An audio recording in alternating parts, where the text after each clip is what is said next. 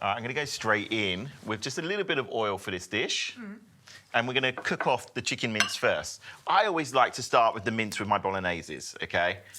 Oh, I have this dilemma all of the time. Does anyone else do this? I have this debate whether do I put the onions in and saute the onions first, or do I brine my meats? I generally do what you're doing. Yeah, I think it's better to get the colour on your meat. The hottest part of your pan will always be the beginning. So that nice intense heat, use it to caramelise your meat, get the flavour out of your mince, and then get a nice slow caramelisation on your onions afterwards. Takes a little bit more time, but much better flavour. It's always so reassuring when you've been told you're doing the right thing, I find. That's good. Can I do some chopping for you? Please, can you do some brunoise of pepper, so fine diced pepper? You want it quite fine diced? Seeds out, please. Capsicum, pepper, capsicum. He's been back in the UK, haven't he? So I'm also loving that you're throwing some veggies into your Bolognese, Mike. Yeah. I like it. Yeah, why not? I mean, to be fair, when I make this at home just for the kids, there's usually some carrots slipping in and some zucchini and... The old sneaky veg trick. Yeah. Got to find a way. I'm going to go in with 2 large onions now as well. So you can see they're quite finely diced. So as nicely as you can get it quite small. And then that'll just disappear into the sauce later as well. Okay, are you ready for my capsicum yet, Mike? I'm going to go garlic first. Oh, I better chop it for you then. Yeah, I thought that would be the quick one. That's why I got used to do the capsicum first. It's remiss of me. Behind in my duties. It's all right. I know you're speedy. So it's really important with chicken mince, especially because it's usually quite fatty as you saute it, that you give it time just to evaporate all that excess juices, if you get it. And you want the pan to be almost not dry, but how it looks right now before you then start to add in everything else, so that it gets a chance to fry, to saute, you know, to caramelize rather than stew. That's perfect, Joe. Good? Yeah. Okay. Drop that in for me, please. So I've got a little bit of my oil left in here as well. So I'm just going to add that in at this stage now, which will just help with the colorization. And that's just going to have 30 seconds just to sweat in, and then we can go in with the capsicum. Something just so soothing about the smell of onions and garlic. I love it. Oh, I love it. Simple actually, I love pleasures. that you're using chicken mince, because I don't know, I forget about it, actually. Yeah. And mince is just such an easy thing to cook. Yeah. Especially for batch cooking. Do you know what I mean? And it's great protein. You know what I mean? It's such a great protein.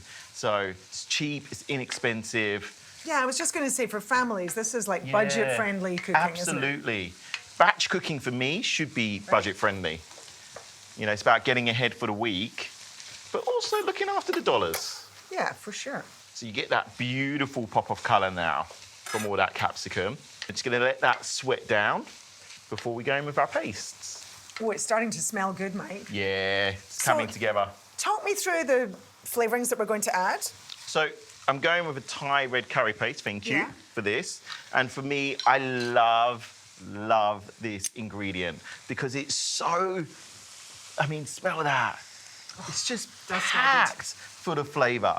Like, there's so much goodness in here, 100% natural, gluten-free, like, real ingredients just done well, like, really is. And it has become such a staple in my pantry. It's got lemongrass, galangal, chilies, just so many beautiful ingredients. All right, can I go to soy sauce, please? Yep. Thank you. So I did notice you didn't add any salt, and that's because you're putting soy sauce, right? Absolutely. So And I'll season it at the end, but I always like to add, when I'm working with soy and fish sauce, I want to add those first. Just so it doesn't get, because obviously the more you cook it down, the saltier it's going to become. So I want to control that salt level just at the beginning. Thank you. And now straight away the coconut milk as well. Now this is really good coconut milk. It's just coconut milk. I know. 100%.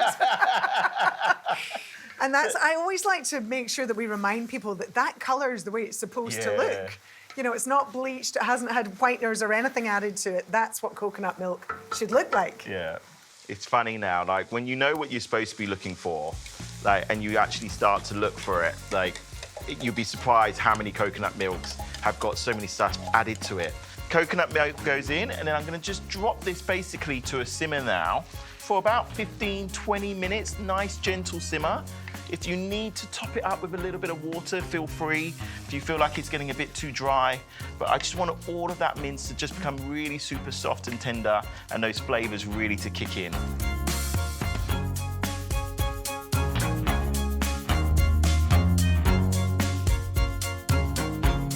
You can see that's reduced down really nicely. So what I'm actually gonna do, I've just kept a little bit of the water from cooking the noodles.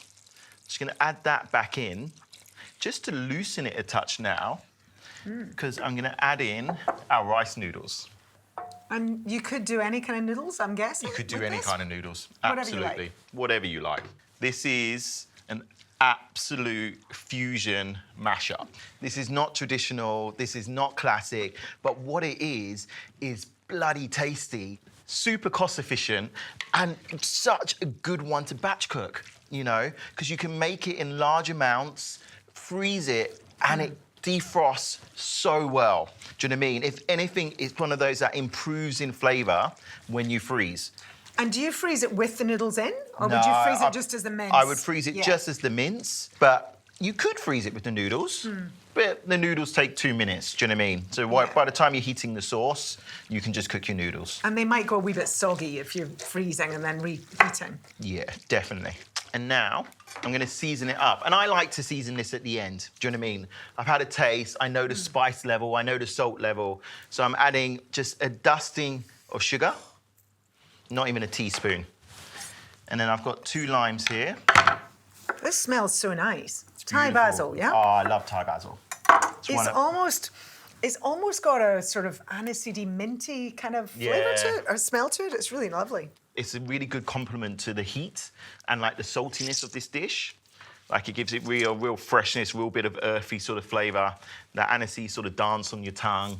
So for me, whenever I season like sort of Thai style dishes, I like to add the sugar and the citrus at the end. Because for me, it's like salt and pepper. So you can adjust it to how it tastes. So sometimes you may need more lime, sometimes you may need less, sometimes you may need more sugar, sometimes you may need less. So I always teach my chefs, like Asian seasonings, citrus, sugar, they're as important as salt and pepper. I do love lime, actually. I think that might be one of my favourite ingredients to add right at the end, as you say. Oh, I love lime. To be fair, I love all citrus. I planted citrus trees when I first bought my house, and like I've got yuzu and kaffir lime and finger lime and lemon, fantastic. and yeah, it's just such a it's an easy way to elevate a dish. Do you know what I mean? I think it's quite underutilized in home cooking because it's such an easy way to elevate a dish. Right, that is beautiful, and you see how that's all stuck to the noodles, but it's creamy and rich, but isn't wet. Like it's not overly saucy. So I'm gonna bring in our plate. And I'm just going family style with this, guys. Batch cooking is always about ease. Look at that.